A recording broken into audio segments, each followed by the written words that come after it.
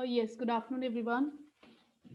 Going to start with because although we have tutorial today, but last week I told you that this particular tutorial will be converting this into a lecture because our lecture time was utilized for conducting the test.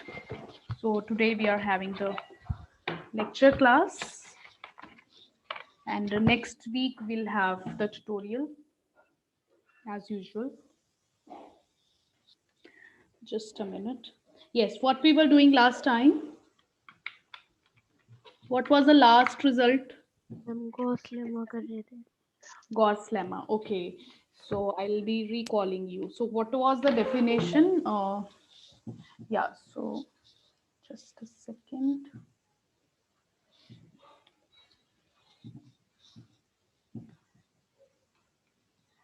Yes.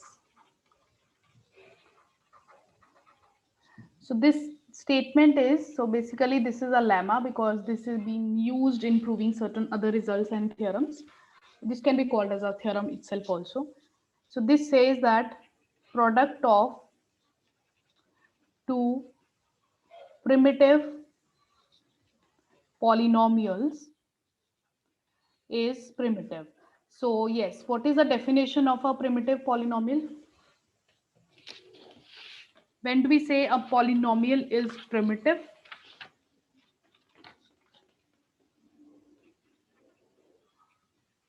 Yes, anybody recalls the definition of a primitive polynomial?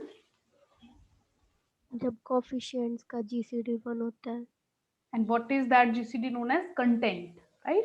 So that means when the content of a polynomial is 1, so all the coefficients together are co-prime. That polynomial is known as primitive polynomial. Now we are saying if we multiply two primitive polynomials, then their resultant product is also a primitive polynomial. So since the concept of this content and primitive polynomials we have introduced for ZX, right? The ring over integers, because only then it makes sense to talk about greatest common divisor, because all the coefficients should be integers. Only then we can talk about GCD, right? We're not going to talk about GCD of rational coefficients. So that's kind of an assumption we are continuing, that our underlying ring under consideration is ZX. Right, so we have two polynomials, fx, say gx, which belongs to zx, such that both of them, fx and gx, both are primitive. That is content. So I introduced this notation last time, C. So this is the notation for content. Content of polynomial fx is 1 and content of polynomial gx is also 1. What do you want to prove basically? That fx into gx is also primitive. Right. So we are going to prove it by supposing on the contrary. So on the contrary, suppose fx into gx is not primitive. So if we will arrive at a contradiction, so that will be the proof for it. So we have supposed fx into gx is not primitive. Now what does this mean? If it is not primitive, then what should happen? It implies the content of fx into gx will be not equals to 1, right? That's what the meaning of not primitive is. So if content is not 1, it implies the greatest common divisor of all the coefficients of fx into gx is having some value, the gcd is greater than 1. So whatever that gcd is now, so that is greater than 1, so that can be a prime number also, that can be composite number also. Okay, like for example, if content of any particular polynomial, say c of fx, say if it happens to be any number n where n is greater than 1, in that case what are the possibilities for m? N can be prime or n can be composite. So if it is prime number, that's fine. If it is composite, then we know that for a composite number, there always exists a prime divisor, because every composite number is going to have a prime factorization. So we can always find a prime divisor of the content of x. So it implies there exists a prime P such that P divides the content of fx into gx. If it itself is a prime, then also this statement makes sense. If it is not prime, then there definitely exists a prime such that it is a divisor of the content. Yes, is it clear to all? Is this point?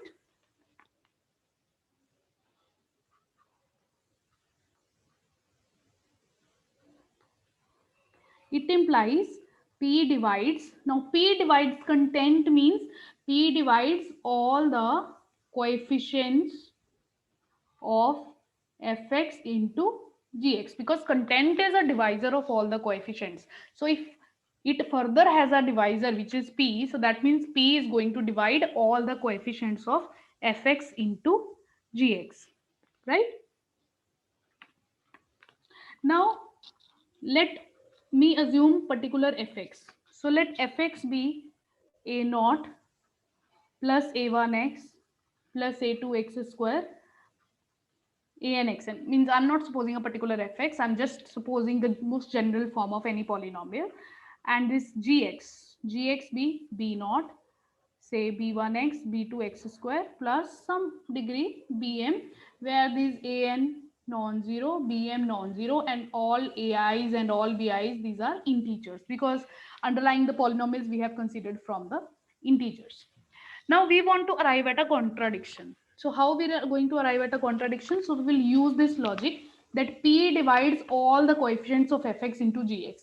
Now what I am going to do is I will multiply fx and gx and I will write down its coefficients. So I'm not writing all the coefficients but few of them, because you will see for doing the proof writing just 2-3 of them is sufficient. Yes, so can you tell what is going to be the coefficient, what is going to be the constant term of fx into gx? A naught B naught. A naught b naught, right?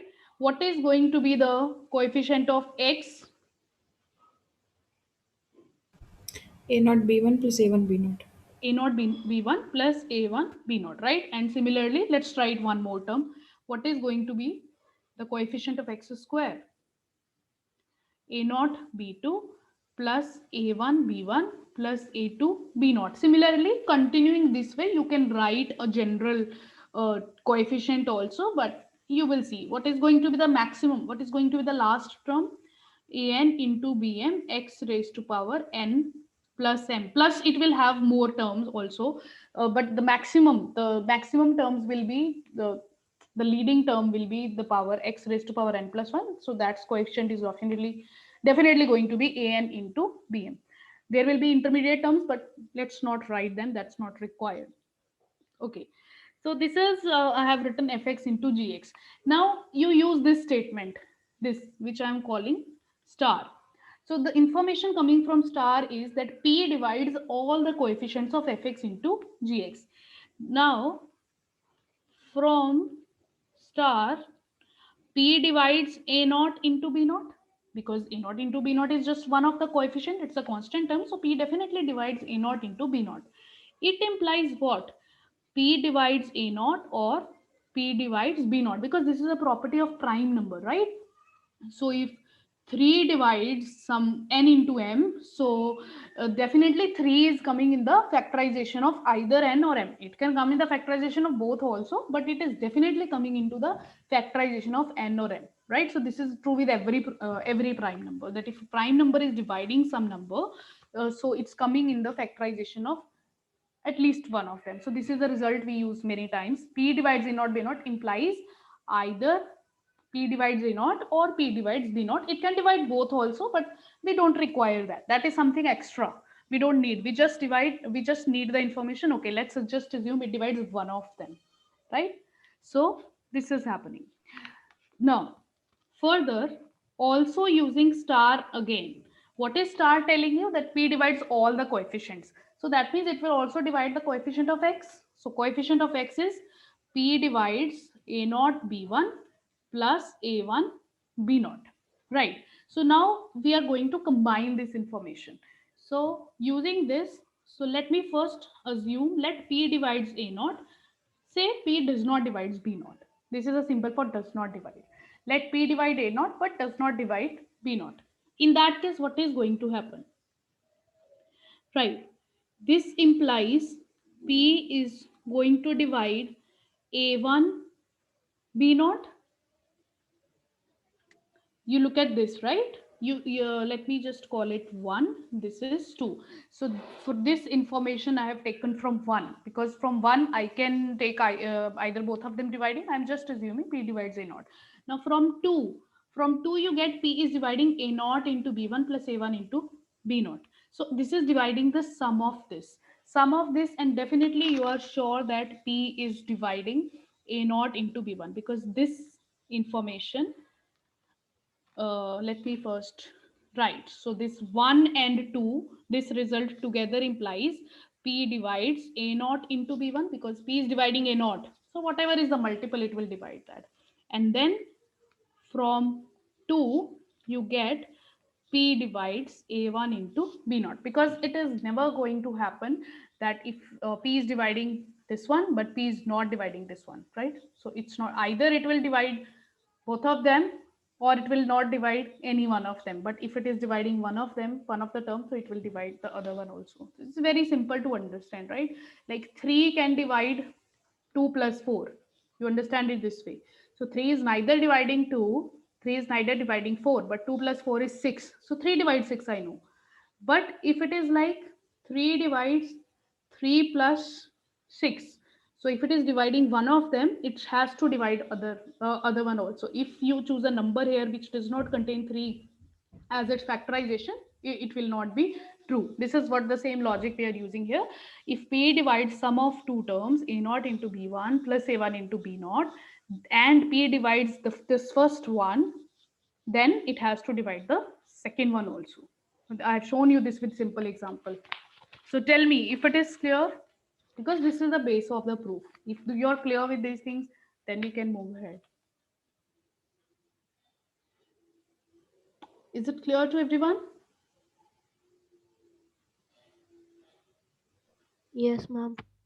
Right? So we arrived at the information that if P divides A naught and does not divide B naught, ultimately it divides A1 into B naught. This further implies P divides A1 because P does not divide B naught. This is what I supposed in the beginning. Because again, we are at a situation P divides the product of two numbers A1 into B naught, and P is not dividing B naught. So that means P divides A1. So you started from P divides A naught and you continued the calculation, continued these logics, and reached at P divides A1. So we got this P divides A naught implies P divides A1. Obviously, इसमें एक जो assumption था हमारा, assuming P does not divide B naught, that we have used. So now let's move one more step ahead. Now we'll be also using the information that P also divides the coefficient of x square, right? So P divides coefficient of x square. Coefficient of x square is A naught B2 plus A1 B1 plus A2 B naught, right? So moving in the same logic, moving in the same, P divides A naught, and now we have the information P divides A1. So if you look at these three terms, P divides A naught, so P will divide this term.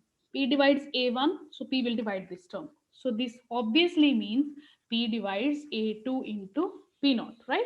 Because this will give you this will give you this. So since it is dividing the sum of these terms, so these three statements together, P divides A naught, P divides A1, and P divides the sum of these three terms together give you P divides A2 into B naught, which further gives you P divides A2, because we are in the same assumption. P does not divide B naught. We are following that because that is where we started from here. P divides A naught and P does not divide B naught. So you see the sequence where it is going. So if you continue doing this, I have just used three coefficients. So I am getting the information.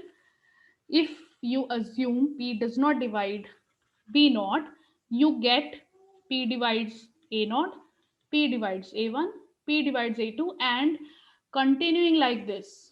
You can keep on doing this, right? So continuing like this, ultimately you will get P divides A n, means it implies P will divide all the coefficients of which polynomial? Fx, because these are a0, a1, a2, an, these are coefficients of fx.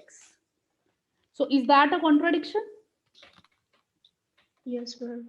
Yes. Why that is contradiction? Because fx is a primitive polynomial. We cannot have any prime divisor of its all the coefficients. It cannot have its content cannot be greater than 1. So there cannot be any prime which is dividing all the coefficients of the fx. So therefore this is a contradiction because fx is given to be primitive. Now this contradiction which we have reached at is based on an assumption with what is that assumption? This p does not divide b naught, right? So now you can think about what if p divides b naught but p does not divide a naught, because here you had two options, right? Here you had two options, either this or this. So I started with this is happening but this is not happening, so I reached at a contradiction. Now you do the similar thing, you can try this. Similarly, if you will start with this, right? Similarly, if you assume that P divides B naught, but P does not divide A naught, so continuing similarly, the way you have chosen the coefficients above, you will get the contradiction that P divides all the coefficients of gx this time, because on a similar lines you will get p divides b naught, p divides b1, p divides b2, and so on. So that is also going to lead to a contradiction because gx is also primitive. That means whichever you choose one of them, you are going to arrive at a contradiction. And the third possibility is p divides both of them, so then also you will get the contradiction, because if even it is dividing one of them, still you are getting the contradiction. So if it divides both, then also you're going to get the contradiction, right? So ultimately we say our assumption is, our supposition is wrong. What was your supposition? Your supposition was that there that fx into gx is non-primitive, so not primitive, so that supposition is wrong. Hence fx into gx has to be primitive. Just a minute, let me connect the charger.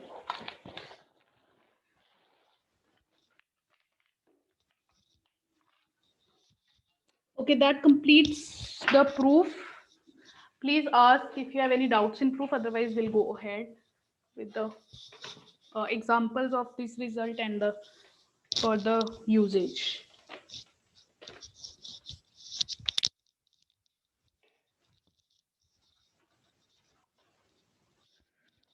One second.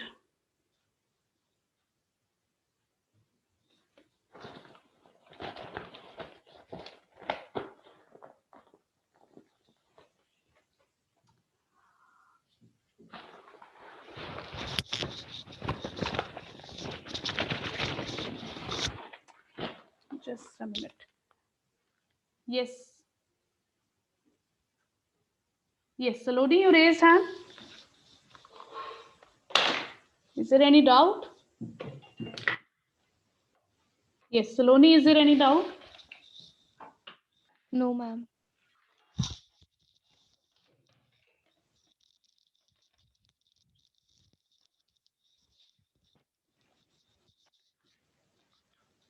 Oh, I don't know why this charger is not getting connected. Just give me 1 second. Yeah.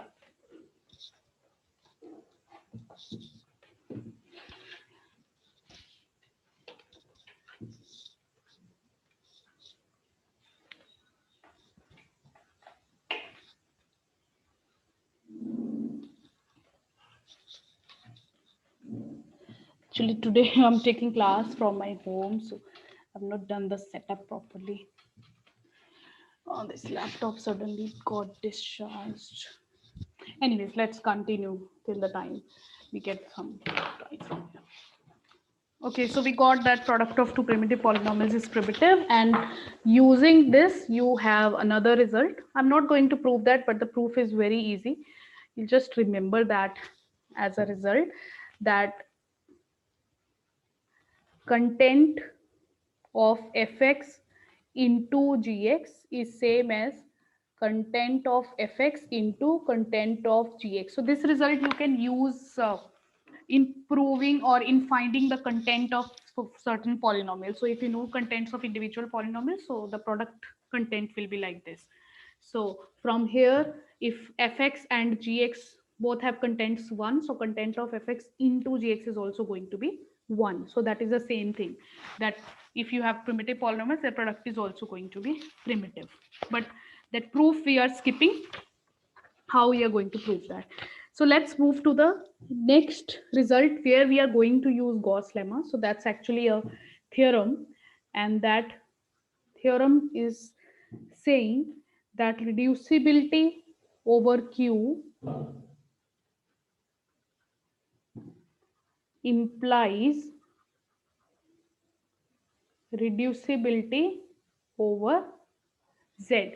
That if you have a polynomial and it happens to be reducible over Q, then it should imply that it is reducible over integers also. So first of all, I need to know, do you know the result? What it takes to be reducible over a field? We did this result last time. When do we say a polynomial is reducible or irreducible over a field? Because Q is a field. So at least over Q, we do have some result. Yes, anybody remembers? Product of two lower degree polynomial में लिखते थे तब reducible होता था. हाँ, तो over Q we just need, if we are able to write its product as of two lower degree polynomials, so then it will be proved that it is reducible. And for that also we know, for at least degree 2 or 3, for cubic and quadratic polynomials, we have the result that if there is going to be a root of that polynomial over that field, then also it is reducible. Now this is saying if a polynomial is going to be reducible over Q, then it is also going to be reducible over Z. Obviously the underlying polynomial is going to be over Z only. So let's first prove this one, and then we'll have examples of the same, and then we'll also discuss why is converse is not true or something like that. Just give me 1 second. I need to change the location.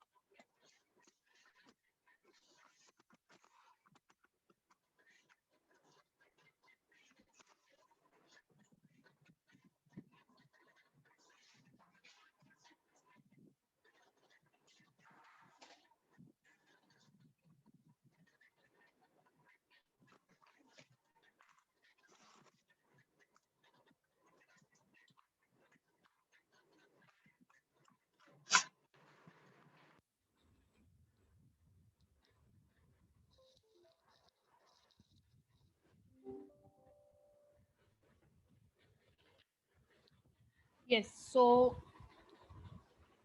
how does the proof go? So we have to start with a polynomial by taking it over Zx.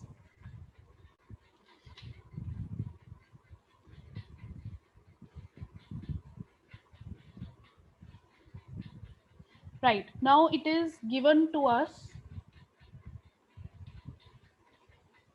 fx is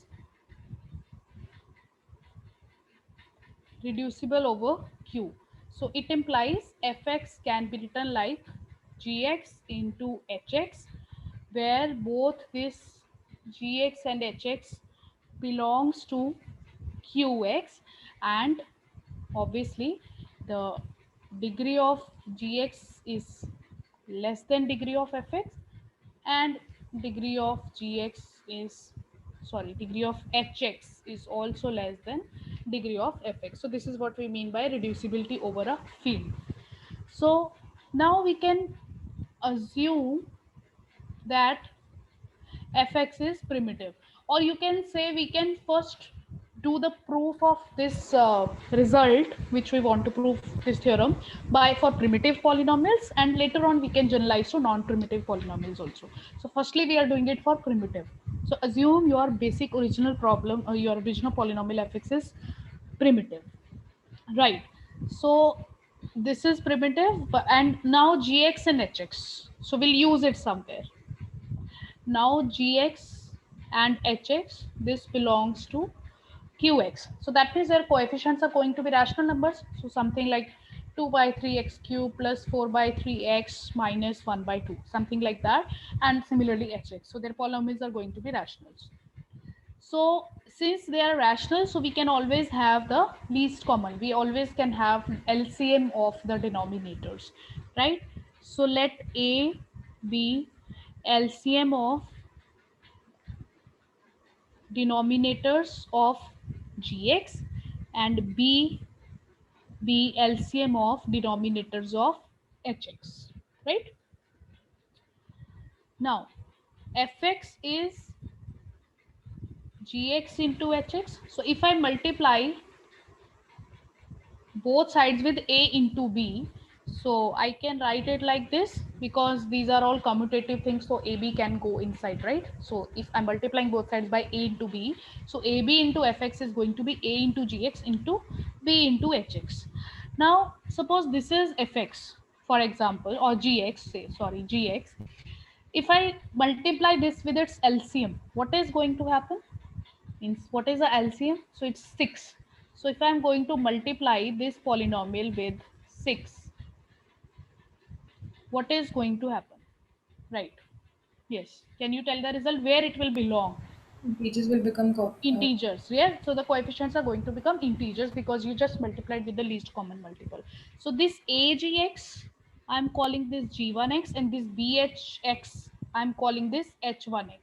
So where this G1X is AGX and this H1X is BHX, right? Both of these will belongs to now integers because you have multiplied with the LCMs.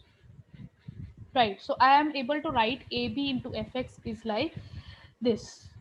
Okay. So now they can have some content also. So I do not know what is this G1 and H1. They can be primitive or they can be non-primitive also. So let C1 be the content of G1x and C2 be the content of H1x. Then this star can be written as AB into fx is equal to C1 times some G2x, C2 times H2x, right? Can I write like this? Because from for every polynomial, you can take its content common and rest of the part can be written as a primitive polynomial. For example, now you just take this example, 2x square plus 4x plus 4. What is its content? Its content is 2. So if I take the contents common, so whatever is left after that, so this polynomial is always going to be the primitive one because the greatest common divisor you have just taken common. So that means this G2 and H2, these will be now primitive polynomial. So this is C1 into C2, G2x into H2x, where both G2 and H2 are going to be primitive, where G2x, H2x both are primitive. And obviously G2 and H2, these are also belonging to ZX because your G1 and H1 were from Z. After taking the content common, still the obviously the coefficients are going to be integers. So this AB into fx is this. So AB into fx is C1 into C2 into G2x into H2x. Now this G2x into H2x as a product, this is also going to be primitive because here we are using the Gauss lemma, that product of two primitive polynomial is primitive. So if G2 is primitive, H2 is primitive, so their product is also going to be primitive, right? And this is also primitive. This we just assumed in the beginning, that assume fx is primitive. So comparing both sides, you will get AB is equal to C1 into C2 because if left hand side fx is primitive, so whatever it is being multiplied with, and this part is also primitive, so obviously this will be equal to this, fx will be equal to g2x into h2x, and this ab will be equal to c1 into c2, because there is no other way this equation is going to have equations. The constant is going to match with the constant, the polynomial is going to match with the polynomial as a product. So fx is going to be the product of g2 into h2, and ab is going to be c1 into c2, right? So now you started from, where did we start from? We started from fx is gx into hx, where gx and hx, what were they? They were belonging to qx. But here we are, fx is now written as g2x into h2x, where these g2x and h2x, they are belonging to zx. So that means if you are able to factorize a polynomial into polynomials of lower degree over rationals, that means the same polynomial can also be factorized as the polynomials of lower degree with integer coefficients, right?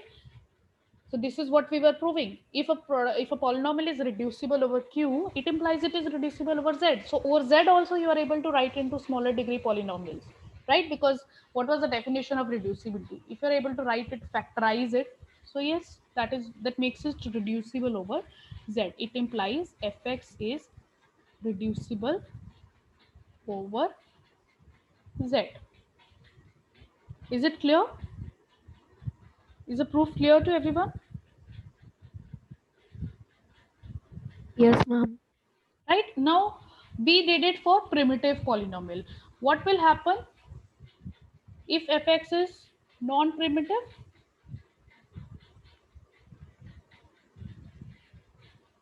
So one additional step will be there. Then fx will be equal to sum c times f1x, where c is going to be the content of fx. So you just take the content common, and then whatever is the left polynomial behind, that is a primitive. So this is the general result we can do for any polynomial. Just take the content common, the remaining polynomial is a primitive. And then you do the proof for f1x, because for f1x we already know that this is true, that f1x will be reducible over z, because this is what we have just shown. It implies further fx is also reducible over z, because what is the difference between fx and f1x? Just a constant. So the constant does not change the factorization, right? So constant is just an additional factor over there. तो जो already उसके factors आ चुके हैं वो वहीं पे हैं, ऊपर से एक जस्ट कांस्टेंट आ जाएगा नॉन प्रिमिटिव पॉलिनोमियल में. So this is the proof we have done, that if you are having a polynomial which is factorizable, reducible over rationals, it is also reducible over integers. So let me give you example of this theorem first. You can create then more examples yourself. So let me take this example. 6x square plus x minus 2. These are the factors of this polynomial. So you can validate it yourself. I have written the factorization. You can validate it yourself. There might be other factorization possible also. That this both gx and hx, these both are belonging to qx. Now, since you are able to write fx as product of two polynomials of lower degree over qx, it implies this fx is reducible over q. And moreover, for this polynomial, you can use the other test also, which I proved last time, irreducibility test, that for degree 2 or 3, for degree 2 or 3, what you just need is having a root. So you just find roots of this polynomial. If it roots lie in rationals, as you can see, you will get rational roots. So then also you will prove that this is reducible over q. But I could see the factorization, so I used that way. So fx is reducible over q. So is it reducible over z? So that means, can you give me any factorization of this as product of two polynomials, but the coefficients should be integers? So can we write 2x minus 1 into 3x plus 2? Can we write it like this? Because that will make it 6x square plus x minus 2. You can check that. So there are always more than one factorization possibles for polynomials. We'll come to this concept also later on.